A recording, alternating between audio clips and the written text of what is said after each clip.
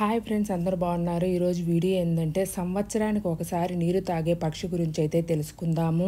వినేందుకు ఆశ్చర్యంగా ఉన్న అలాంటి పక్షి ఒకటి ఉంది. మనం నీళ్లు తాగకుండా ఒకరోజు ఉంటేనే చచ్చిపోతామేమో అన్నట్లు ఉంటుంది కదా. అలాంటిది ఇంత చిన్న ప్రాణం ఆ పక్షి ఎలా ఉంటుందో కదా.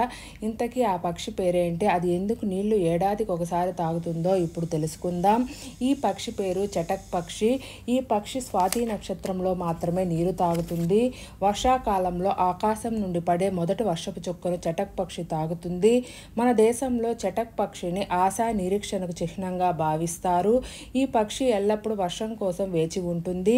ఇది ఆశా నిరీక్షణకు చిహ్నము. చటక్ కోకిల జాతికి చెందిన పక్షి.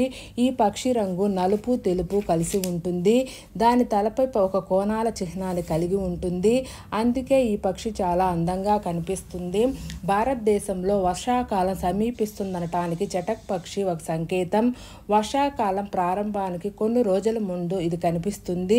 ఇది కీటకాలను తింటుంది. చటక్ ఒక రకమైన వలస పక్షి. ఆఫ్రికా నుండి భారతదేశానికి ప్రయాణిస్తుంది. వర్షాకాలం ముగిసిన తర్వాత అది ఆఫ్రికాకు తిరిగి వెళ్తుంది. తెలుగులో చటక్ పక్షిని జాకోబిన్ కోకిల అని కూడా అంటారు.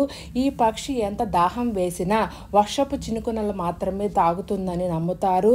చాతక్ పక్షి తెలుగు సాహిత్యంలో ఆశా నిరీక్షణకు ప్రతీకగా నిలుస్తుంది.